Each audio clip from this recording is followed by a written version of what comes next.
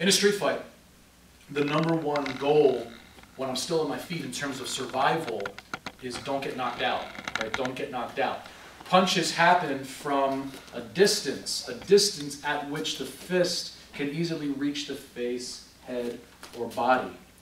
So until that time comes that I want to be close, and remember, as soon as we're close, as soon as we touch, even though we're not on the ground, now we're grappling, right? Now we're in the jiu-jitsu world.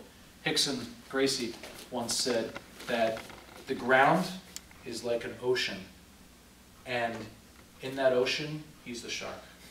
So we want to bring people into our world. If you guys know stand-up too, that's great. And then you can employ your stand-up skills and your sense of balance and timing and punching and kicking and defense to protect yourself, especially against multiple attackers.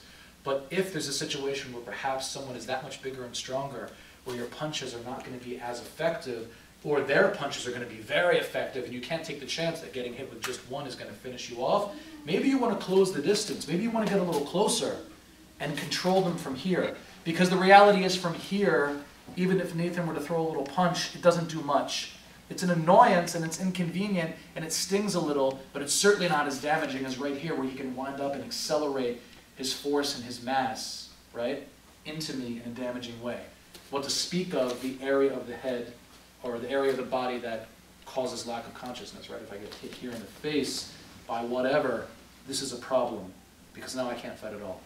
So in a future lesson, we're going to talk about how to manage those distances and how to be within punching range and then know how to clinch, right?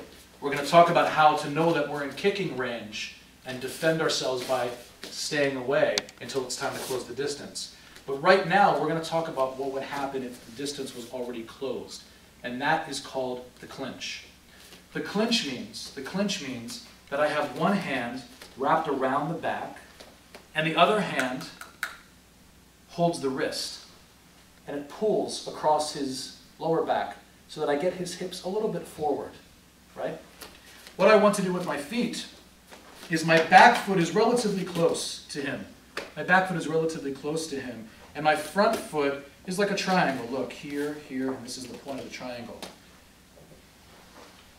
So I wrap the back arm, and I hold the wrist, and I pull him a little bit, and then my head and my shoulder, they go on his chest, right?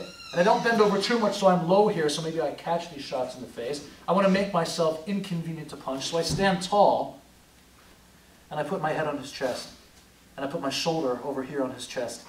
And I don't push too much with my head, because look, if I push with my head, it makes my hips go back, and now his legs are free, and he can maybe push me away easily. Plus, I could hurt my neck. I want my hips very close, so I surround his leg. I surround his entire leg. Back foot close, front foot triangulated. Wrap the back and hold the wrist. Not the hand, because the hand is soft and it can slip free.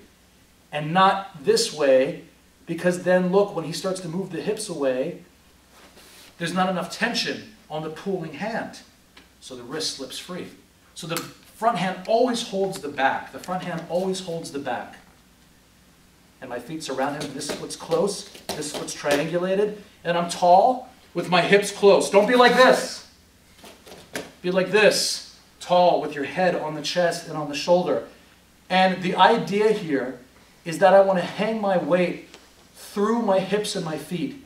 I don't want to cross my feet. Remember earlier when we shuffled during the warm-up, right? We shuffled as we ran around the mat. That's why we do that. We're going to do this here because he's not going to stand still and let us hold him. He's trying to attack us. So when we wrap and we hold and we step close and triangulate here, and then we're tall and the hips are close, boom, touching him, right? And then we hold the chest with our head and shoulder a little bit, but not too much, just like this, touching. Now he's going to try and escape. So for 10 seconds, we're just going to follow him. He's going to try and push us off. There we go. Okay, and look, I can switch sides too. Maybe something happens where he starts to push me away a little bit because he gets by my face, and I have to switch sides. So I just let go and I walk to the other side. And here we are. Look, this hand is in the back, across his kidneys, and this hand, the front hand, holds the wrist. And I'm close to him. right? I'm not perpendicular entirely. I'm certainly not in the back. And I'm not all the way in the front. I'm like a T, but maybe a little bit offset. We call this a T position, but really it's not like a straight T where we cross. We're a little bit more towards the front, right? Back foot close, front foot triangulated, arm across the back, front hand holds the back wrist, and I just relax on the chest here, and I keep them close. Not like this, like that. Close, hips are close, and we're tall and up. And never, right, this is a big mistake. Big mistake is sometimes we end up getting under the arm here on the other side. And he can wrap our neck, and he can choke us. Right, so keep your head up, right here on the shoulder. Hips close, back foot close, front foot triangulated. Front hand holds the back. And then for 10 seconds, when your partner holds you like this, you're going to try and throw him off, and he's going to follow you. Go.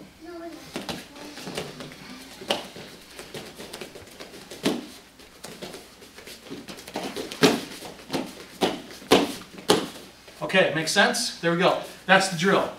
Let's get together and try this. Without a partner, it's going to look like this. Backhand wraps, front hand holds and pulls that tight. The back foot is relatively close. The front foot is triangulated. I'm a little bit around the corner, surrounding his leg. My hips are not back, they're forward. And I'm tall with my head and shoulder on his chest.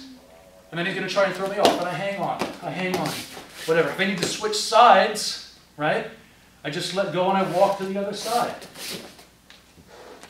And I follow him. Make sense? Hips close. Most important thing, hips close. We're good? Okay, let's give it a try.